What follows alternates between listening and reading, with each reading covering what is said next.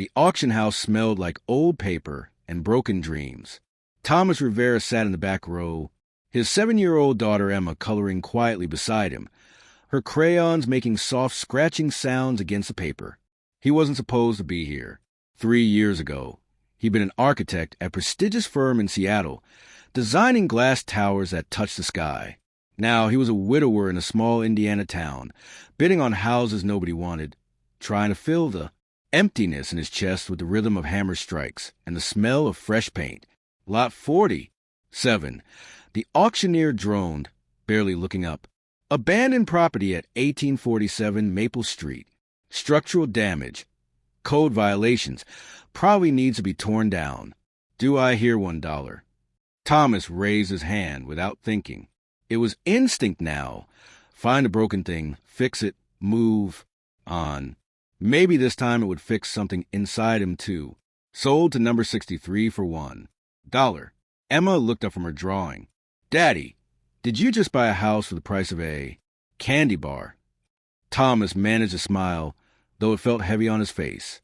I guess I did. Sweetheart. What he didn't know, what he couldn't know, was that this house wouldn't be like the others. This house had been waiting for him. The house at 1847. Maple Street looked like it was slowly melting into the earth. The porch sagged in the middle like a tired sigh. Windows were boarded up with plywood that had gone, soft with rot. The yard was a jungle of waist-high weeds and volunteer trees. Thomas had bought and flipped 6 houses since moving to Indiana, each one more challenging than the last, each. One helping him sleep a little better at night. This one might be his biggest project yet. It's ugly, Emma said, with the brutal honesty only children possess. It's got potential, Thomas replied, which was what he always said. What he meant was, it's as broken as I am, and maybe we can fix each other. They walked up the creaking steps together, Thomas testing each board before letting Emma follow. The front door was unlocked. There was nothing left worth stealing. Inside, the air was thick with dust and silence. Afternoon light filtered through cracks in the boards, creating strange patterns on the warped wooden floors. The house had been abandoned for nearly 15 years, according to the county records. The previous owner, a woman named Catherine Morrison, had died in a nursing home with no living relatives. The house had sat empty while the county tried to figure out what to do with it, slowly deteriorating, becoming one of those sad landmarks that neighbors complained about at town meetings.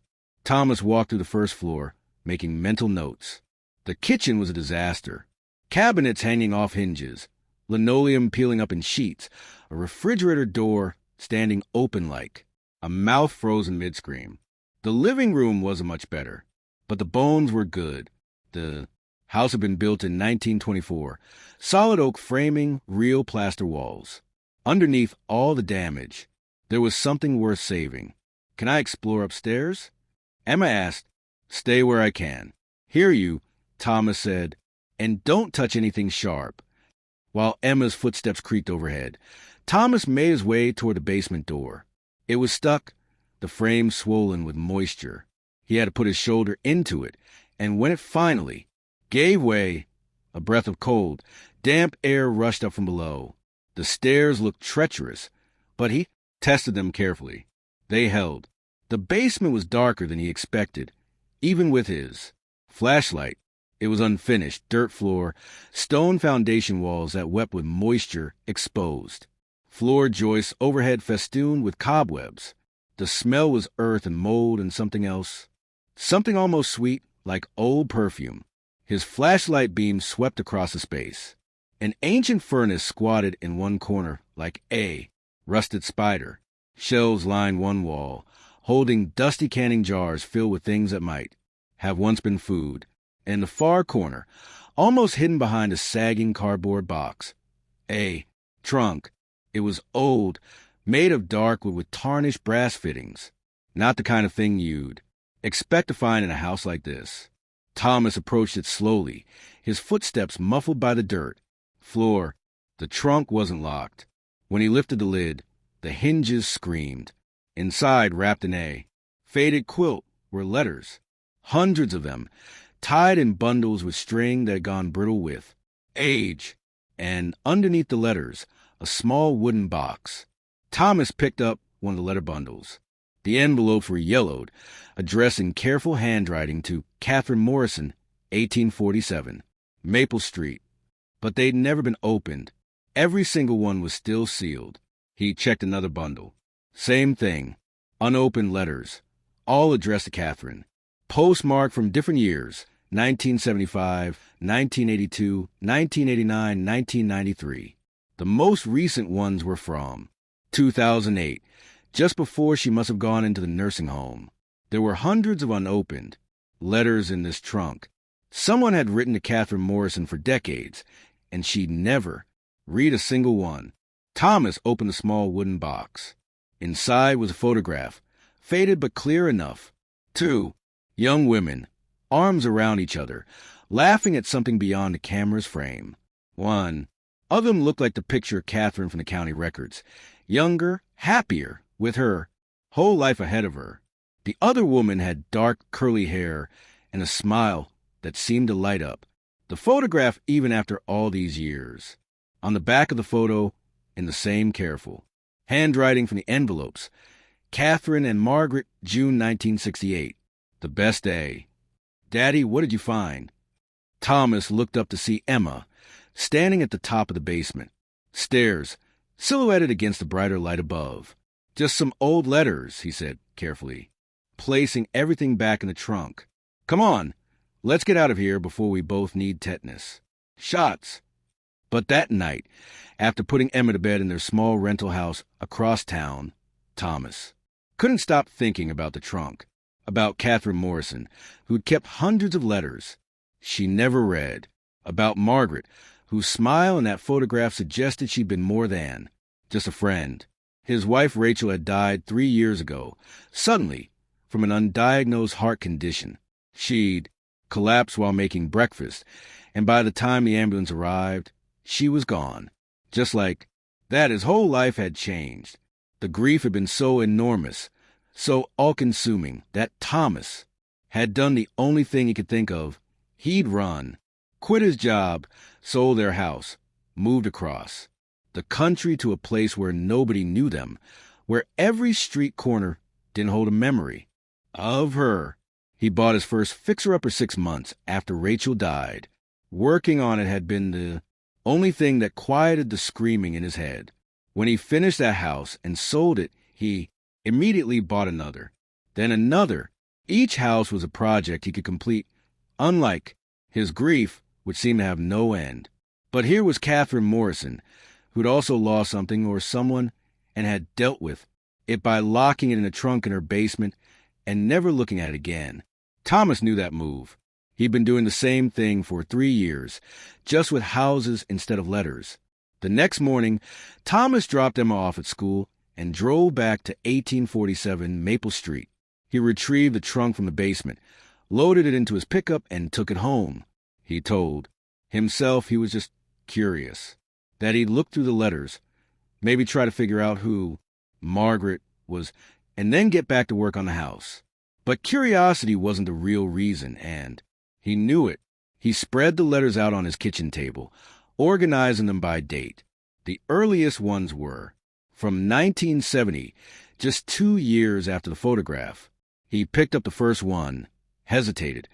It felt wrong, reading someone else's private correspondence, then carefully opened the envelope. Dear Catherine, I hope this letter finds you well. It's been 6 months since I moved to California, and not a day goes by that I don't think about our last conversation.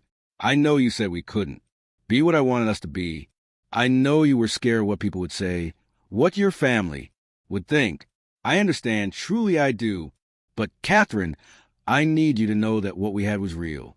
It wasn't wrong or shameful or any of the things we were taught to believe. It was the most real thing in my life. I'm not writing to beg you to change your mind. I just want you to know that I'm here. I'll always be here. If you ever want to talk, to write back, to visit, my door is open. My heart is open. With all my love, Margaret. Thomas sat back, the letter trembling slightly in his hands. He understood immediately what Catherine had done, why these letters had stayed sealed. It wasn't that she didn't care about Margaret. It was that she cared too much, and she was terrified of what that meant. This was 1970. Being gay wasn't just frowned upon, it could destroy your life. You could lose your job, your family, everything. Catherine had made a choice, and then she'd spent the rest of her life trying to live with it. He opened another letter from 1975. Dear Catherine, I know you're not reading these. Part of me wonders why I keep writing them. But I suppose I need to believe that someday you will. That someday you'll open one of these envelopes and know that I never stopped loving you. I met someone here. Her name is Helen. She's kind and she makes me laugh. And we're building a life together. I want you to know that, not to hurt you, but because I want you to understand that it's possible. We have friends, a community. We're happy. You could be happy too if you let yourself. But I know you won't read this. I know you're probably putting this letter in that old trunk in your basement, with all the others. Still, I'll keep writing, just in case. Always, Margaret. Thomas worked through the letters chronologically, each one a window into Margaret's life. She wrote about her relationship with Helen, their struggles, their joys. She wrote about the AIDS crisis, how it devastated their community, how she and Helen volunteered at hospices. She wrote about Helen's death in 1995, the grief that almost destroyed her, and how she slowly rebuilt her life. And through it all, she kept writing to Catherine. Once a year, every year like clockwork. The letters got shorter over time, less about persuading Catherine to respond, and more about simply maintaining a connection, however one-sided. The last letter was dated January 2008. Dear Catherine, I'm 78 years old now. My hands shake when I write, and my eyesight isn't what it used to be. The doctors tell me I have maybe a year left. Cancer, of course. Seems like everything gets you in the end. I've been writing to you for 38 years. I don't know if you've read a single letter. I don't even know if you're still alive. But I'm writing one last time because I need to say this. I forgive you. I know you were scared. I know the world we lived in was cruel and unforgiving. I know you made the choice you thought you had to make, and I forgive you for it. But Catherine, I need you to. Forgive yourself too. Whatever life you built, whatever choices you made, I hope you found some happiness. I hope you didn't spend all these years living in regret and fear, because you deserve happiness. You deserve love. Even if you couldn't accept it from me, I hope you found it somewhere. I'll always love you until my last breath. Margaret. Thomas realized he was crying, tears splashing onto the old paper, blurring Margaret's careful handwriting. He didn't even try to stop them. He thought about Rachel, about how much he'd loved her, about how he'd spent 3 years running from that love because it hurt too much to remember. He thought about Catherine, who'd spent her whole life running from love for the opposite reason, because she was afraid to let herself feel it. Both of them had locked their hearts in trunks and hidden them in basements. And here he was, doing the same thing. Thomas spent the next week trying to find Margaret. It wasn't easy. The last letter was from 2008, 17 years ago. But he was determined. He hired a private investigator, which felt dramatic but necessary. He couldn't let this story end with all these unopened letters and unspoken love. The investigator called him 5 days later. I found your Margaret Sterling, she said, but I'm afraid I don't have good news. She passed away in October 2008, about 9 months after that last letter was written. She's buried in San Francisco at Golden Gate National Cemetery. Thomas felt something heavy settle in his chest. Did she have any family? Anyone who might want these letters? She had a niece, lives in Seattle. I can get you her contact information. Please. That evening, Thomas sat down and wrote an email to Rebecca Chun, Margaret's niece. He explained who he was, how he'd found the trunk, what the letters contained. He tried to convey the love and dedication in Margaret's words without sounding melodramatic. It was hard. How? Do you summarize 38 years of unrequited love in a few paragraphs? Rebecca called him the next day. She was crying before she even said hello. "I can't believe you." "Found these," she said. "Aunt Margaret talked about Catherine sometimes, but she never went into detail. She said it was a long time ago, a different life. I had no idea she wrote letters for that long. No idea she never got over her. I'd like to send them to you," Thomas said. "They should be with family." "No," Rebecca said, and then laughed through her tears. "I mean, yes, I'd love to have them, but that's not what Aunt Margaret would want." "What do you mean?" She wrote them to Catherine. They belonged to Catherine. Even if Catherine never read them, even if she never wanted them, Margaret wrote them for her. That was the point. Thomas didn't understand at first. Then it hit him. "You want me to deliver them to Catherine's grave. If that's okay with you. I know it's a strange request, but I think Aunt Margaret would like that. The letters finally reaching their destination. Even if Catherine's not there to read them, it would give the story an ending, you know?" Thomas did know. He knew exactly what she meant. Thomas found Catherine Morrison's grave in a small cemetery on the edge of town. It was a simple headstone, just her name and dates, 1950 to 2009. She died a year after Margaret, at 59, probably never knowing that Margaret had been dying too, had written one final letter of love and forgiveness. He'd brought Emma with him. She was old enough to understand some of this, and he wanted her to see that love was complicated, that people made mistakes, that sometimes the saddest stories taught us the most important lessons. They stood in front of Catherine's grave, Thomas holding the trunk, Emma holding a bouquet of flowers they'd picked up from the grocery store. Why did the lady keep all the letters in her basement? Emma asked, "If someone loved me enough to write me letters for that long, I'd read every single one." "I think she wanted to," Thomas said slowly, choosing his words carefully. "But she was afraid." Afraid of what? Afraid of being who she really was. Afraid of what people would think. Afraid of being hurt. Emma frowned, thinking about this. Then she said, with the devastating clarity of childhood, "That sounds lonely." "Yeah," Thomas said softly. "It does, doesn't it?" He set the trunk down in front of the headstone and opened it. The letters were all there, still bundled, still unread. He took out the photograph of Catherine and Margaret, that moment of joy frozen in 1968, and propped it against the headstone. "I'm sorry," he said, and he wasn't sure he was talking to Catherine or Margaret or maybe both of them. "I'm sorry you never got to be together. I'm sorry you were both so scared. I'm sorry the world was cruel." Emma placed her flowers on the grave, then stepped back and took Thomas's hand. "Are you going to leave all the letters here?" she asked. Thomas thought about it. Part of him wanted to bury the trunk right there. Let Catherine finally receive Margaret's words, even if she'd never read them. But that wasn't right either. "No," he decided. "I'm going to take them to Margaret's grave, so she knows someone heard her, someone understood." "That's nice," Emma said. Then, after a pause, "Daddy, are you sad like Catherine was?" Thomas looked down at his daughter, this little person who saw him more clearly than he saw himself. "Yeah," he admitted. "I think I've been. Because of Mommy? Because of Mommy. But Mommy would want you to read the letters," Emma said. "The ones in your heart. I mean, she wouldn't want you to keep them locked up." Thomas felt something crack open inside his chest, something that had been sealed tight for 3 years.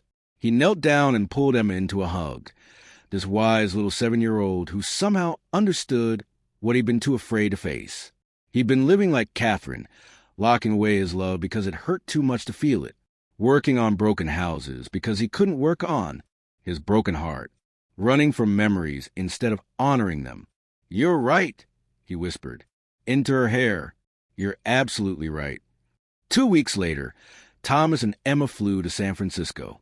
They found Margaret Sterling's grave in the Golden Gate National Cemetery, in a section reserved for veterans. Margaret had served in the Navy. Rebecca had told him, back before Don't Ask, Don't Tell, when you had to hide who you were or risk losing everything. It was a beautiful day, sunny and clear, with a view of the bay in the distance. Rebecca was there to meet them, along with a few of Margaret's old friends, elderly women with knowing eyes and gentle smiles, survivors of a different era. Thomas placed a trunk of letters at the base of Margaret's headstone. He'd read them all by now, every single one. 38 years of love distilled into words that Catherine had been too afraid to receive. "Margaret," he said, feeling only slightly foolish talking to a grave, "I brought you your letters. Catherine never read them, but I did, and I want you to know that your love wasn't wasted. These letters, they taught me something. They taught me that loving someone, even when they can't love you back, even when it hurts, even when it seems pointless, that's not weakness. That's courage." He paused, gathering his thoughts.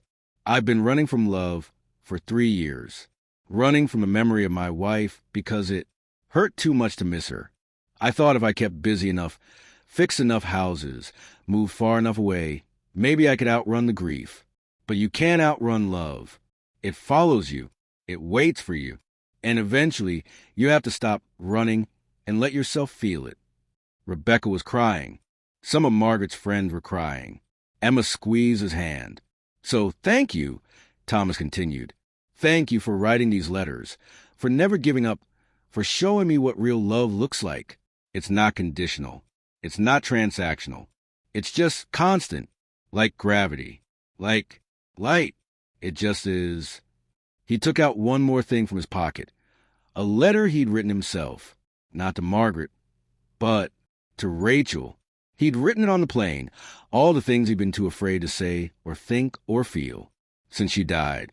He didn't read it aloud. That was private between him and Rachel. But he placed it on Margaret's grave next to the trunk. "Two love letters delivered late," he said. "Better than never."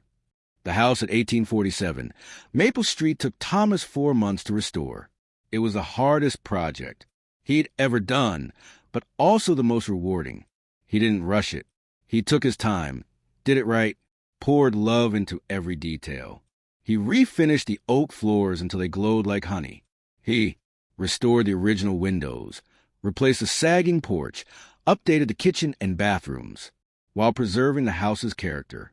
In the basement, where he'd found the trunk, he built proper walls and laid a concrete floor.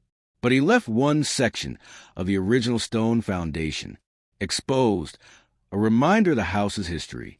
When it was finished, the house was beautiful, open and light-filled, with room for a family to grow. Thomas put it on the market, expecting it to sell quickly. But something strange happened. He couldn't let it go. Every time someone made an offer, he found a reason to say no. Too low, wrong family, bad timing. He knew what he was doing. He just didn't want to admit it yet. Finally, one evening, Emma asked him the question he'd been avoiding. "Daddy, are we going to?" Live in Catherine's house. "Would you want to?" he asked. Emma nodded. "It's happy now." "It wasn't happy before, but you fixed it. You made it happy." So they moved in.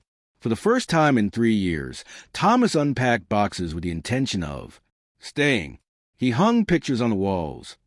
Photos of Rachel, of their life together, of the three of them as a family. He didn't hide them away. He let himself remember. In the living room, on the mantel over the restored fireplace, he placed a photograph of Catherine and Margaret from 1968. Beside it, he placed a copy of Margaret's last letter, the one about forgiveness.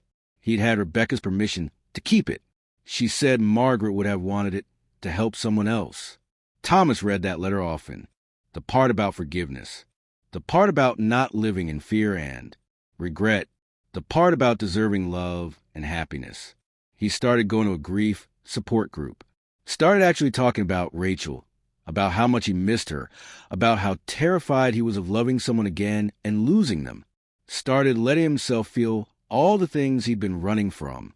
It hurt. God, it hurt. But it also felt like breathing after holding his breath for 3 years.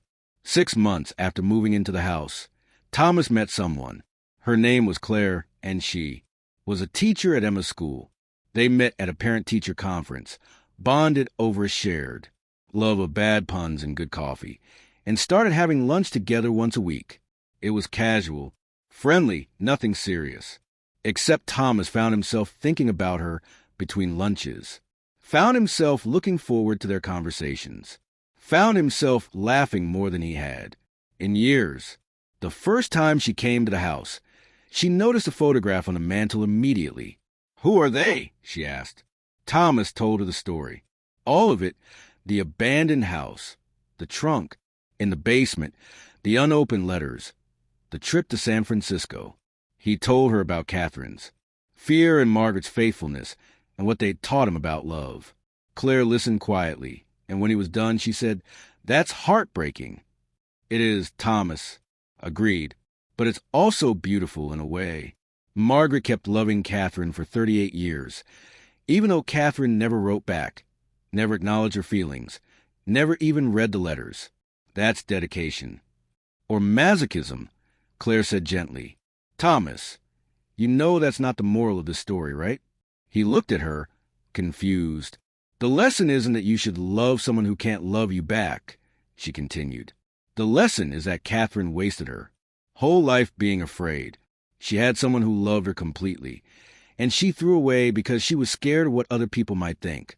And in the end, she died alone, surrounded by unopened letters from someone who had given her everything." Thomas sat with that for a moment. "You're right. I know I'm right. I'm a teacher." She smiled. Margaret's love was beautiful, but it was also tragic because it was never received. Catherine never let herself be happy, never let herself be loved, and that's the saddest part of all. She took his hand, and Thomas didn't pull away. "You're not Catherine," she said. "You're not running from love anymore. You're here. You're opening the letters." And she was right. He was. That night, after Claire left and Emma was asleep, Thomas sat in his living room, Catherine's living room, now his, and thought about all the houses he'd bought and sold over the past 3 years. He thought he was fixing houses. But really, he'd been trying to fix himself. Try to prove that broken things could be made whole again, that damage wasn't permanent, that you could take something everyone else had given up on and turn it into something beautiful. And maybe he'd done that. Maybe this house, Catherine's house, was proof that broken things could heal. But the house wasn't the point. It had never been the point. The point was what the house had given him, a trunk full of unopened letters and the courage to finally open his own heart. He picked up his phone and texted Claire. "Would you like to have dinner with me and Emma this weekend? As a date, not just lunch." Her response came quickly. "Took you long enough to ask." "Yes." Thomas smiled, and it didn't feel heavy this time. It felt light, like something opening instead of closing. He looked at the photograph of Catherine and Margaret, forever young, forever frozen in that moment of joy before everything fell apart. "I'll read the letters." He promised them, all of them. "I won't be afraid." A year later, Thomas proposed to Claire in the living room of the house at 1847 Maple Street. Emma was there, of course, bouncing with excitement because she'd been on the secret for weeks. Claire said yes immediately, laughing and crying at the same time. They got married in the backyard, under an arbor Thomas had built himself. The ceremony was small, just close, friends and family. But Rebecca flew in from Seattle, bringing with her a gift, the trunk that held Margaret's letters. "I want you to have this," she said. "Aunt Margaret's letters found there. Purpose with you. Maybe the trunk can too." Thomas accepted it gratefully. He knew exactly what he'd use it for. On his wedding night, after the guests had left and Emma was staying with Claire's parents, Thomas and Claire sat together in their living room. He'd brought out the trunk and placed it between them. In the trunk, he said, Catherine kept letters she was too afraid to read. Letters full of love she couldn't accept. Claire nodded, waiting. "I don't want us to be like that," Thomas continued. "I don't want to keep things locked away, because I'm scared. So I want us to make a new tradition." He pulled out a leather journal he'd placed in the trunk earlier. "Once a month we each write a letter about how we're feeling, what we're scared of, what we're grateful for, things that are hard to say out loud. And we put them in this trunk. And then we read them together." Claire said, understanding. "And then we read them together. We don't let fear keep us from being honest with each other. We don't let things go unsaid. We open the letters. Claire leaned over and kissed him. I love it. I love you. I love you too. They wrote their first letters that night. Thomas wrote about Rachel, about how he'd always love her and how he'd learned that love isn't finite, that loving Claire didn't diminish what he'd had with Rachel, that his heart was big enough for both. Claire wrote about her fears of being a stepmother to Emma, of whether she'd be enough, of whether she could honor Rachel's memory while also making space for herself. They read the letters aloud to each other, crying and laughing and holding hands. It was scary, being that vulnerable, that honest, but it was also freeing. This was what Margaret had tried to give Catherine, not just love, but the opportunity to be fully known, fully seen, fully accepted. Catherine had been too afraid to accept it. Thomas wouldn't make that mistake. The house at 1847, Maple Street, became a home. Thomas stopped buying fixer-uppers. He'd learned what he needed to learn, fix what he needed to fix. Not the houses himself. He went back to architecture, but this time designing affordable housing instead of glass towers. He wanted to create homes for people who needed them, beautiful spaces where anyone could feel safe and loved, regardless of who they were or who they loved. Emma grew up in that house, surrounded by love and honesty and old photographs that told. Stories about courage and fear and the importance of opening your heart even when it's scary. When she was 16, she asked Thomas about the photograph on the mantel, the one of two. Women with their arms around each other, laughing at something beyond the frame. Thomas told her the whole story again, even though she'd heard it before. About Catherine and Margaret, about unopened letters and love that endured even without hope, about the choice to be brave or to be afraid. What would you have done? Emma asked, if you were Catherine? Thomas thought about it carefully. I'd like to think I would have been brave, that I would have read the letters, written back, maybe even gotten on a plane to California. But I don't know. The world was different then. The stakes were higher. But you were brave, Emma said. When you met Claire, you could have kept being sad and scared, but you didn't. I almost did, Thomas admitted. I was, well, on my way to becoming Catherine, keeping everything locked in a trunk in my basement. But then I found those letters, and they showed me what happens when you let fear make your choices. You end up dying alone, surrounded by unopened letters from someone who loved you. Emma nodded slowly. I hope I'm brave when I grow up. You will be, Thomas said. You already are. Thomas Rivera lived in the house at 1847, Maple Street, for the rest of his life. He and Claire raised Emma there, and later, 2 more children of their own.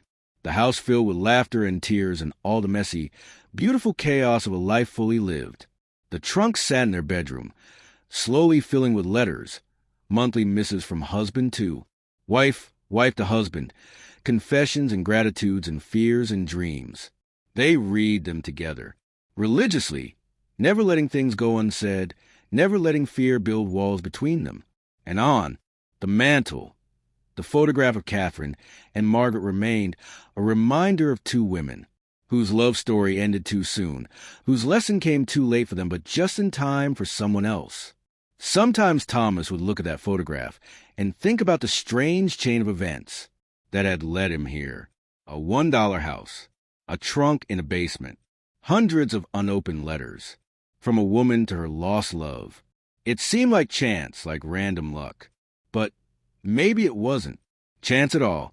Maybe Catherine and Margaret's story had been waiting in that basement for someone who needed it, someone who was making the same mistakes they'd made, someone who could learn from their tragedy and choose differently. Maybe that's what broken houses were for, not just to be fixed, but to teach us how to fix ourselves. Thomas had bought the house for $1, thinking he was getting just another project. Instead, he'd found something infinitely more valuable, a reminder that love in all its forms is meant to be opened, read, received, and returned.